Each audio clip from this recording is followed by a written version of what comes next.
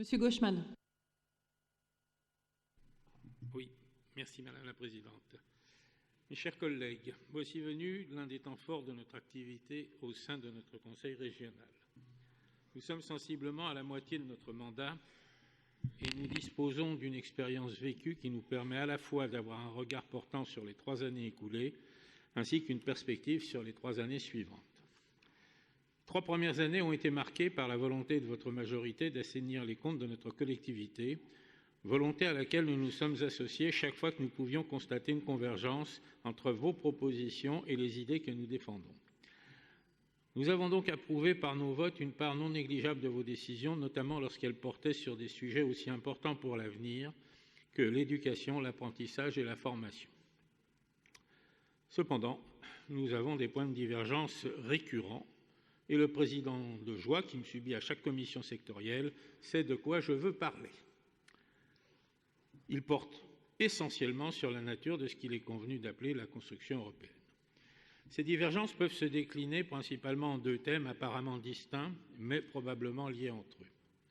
Nous sommes partisans d'une Europe des nations et des patries, telle que le général de Gaulle l'avait constamment envisagée au cours de ses mandats, mais il nous apparaît que votre majorité pourrait ne pas être sur la même ligne. Nous ne vous ferons pas de procès d'intention sur ce sujet et nous espérons que la prochaine campagne relative aux élections des parlementaires européens amènera une nécessaire clarification. Nous sommes depuis longtemps opposés, non pas à toute immigration, mais, comme nous le voyons souvent écrit ou déclaré, à toute immigration non contrôlée. Cette attitude est d'ailleurs de plus en plus fréquente à l'intérieur même de l'Union européenne. Concernant plus particulièrement le document fourni, objet de notre débat, nous constatons que vos incertitudes sur l'avenir vont grandissantes. D'abord, le désengagement progressif de l'État qui ne semble guère être précédé d'une concertation pourtant indispensable entre les services de l'État et ceux de notre région afin d'en négocier les éventuelles compensations dues au transfert des charges. Ensuite, un autre poste semble, à juste titre, vous préoccuper. Il s'agit de l'évolution des taux d'intérêt sur les emprunts que nous effectuons et qui, malheureusement, sont nécessaires pour financer nos dépenses. Le système monétaire dans lequel nous nous trouvons et auquel nous nous sommes toujours opposés, je tiens à le rappeler, se caractérise par l'abandon d'un pouvoir longtemps considéré comme régalien, qui est celui du contrôle de notre monnaie et du taux de crédit. Dorénavant exercée par la BCE fonctionne d'une faction indépendante de l'État et donc du gouvernement, comme prévu dans le traité de Maastricht adopté en 1992. La BCE est donc seule à juger du taux du crédit et décide de celui-ci en fonction de ses propres critères.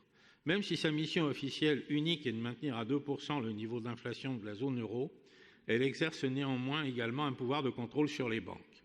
La crise de 2008 nous a montré combien ce contrôle est nécessaire, mais elle nous a également enseigné les limites de ce pouvoir. La crise dite des subprimes a montré à la fois la fragilité du système bancaire international, qui n'a dû son sauvetage qu'à une politique de création monétaire quasi illimitée menée par les banques centrales, dont la BCE, pour sauver les banques réputées systémiques. L'irresponsabilité de certaines banques, en se jetant avec avidité sur des produits dérivés comme les CDO et des FED, dont elles connaissaient la toxicité, n'a fait qu'aggraver cette situation.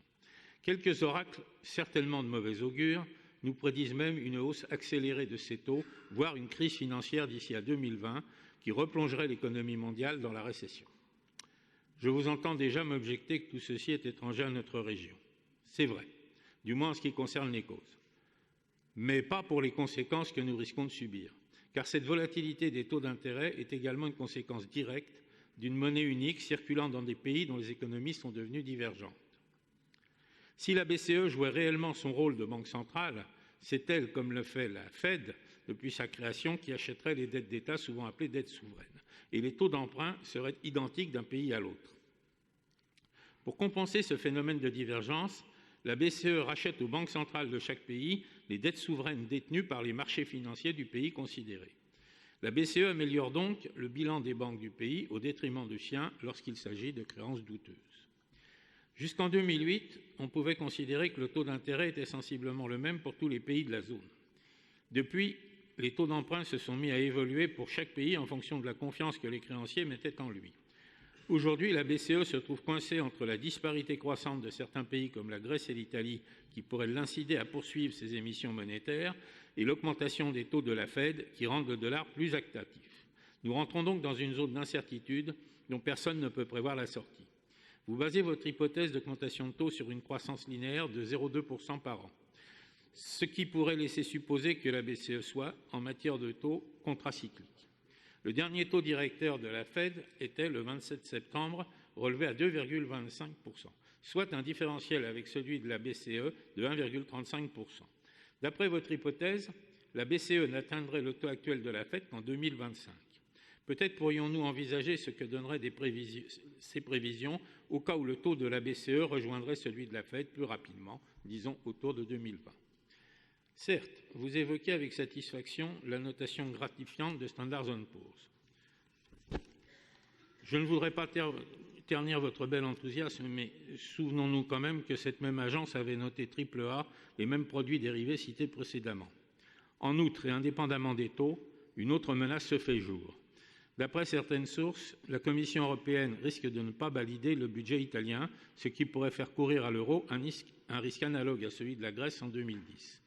Or, l'Italie est la troisième économie de la zone euro. Une perspective de défaut italien risque de précipiter l'éclatement de ces zones. Ne serait-il pas plus prudent de privilégier plutôt les emprunts français au cas où cette éventualité se produirait?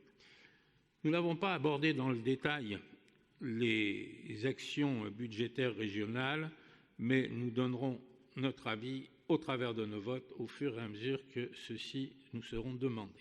Je vous remercie de votre attention.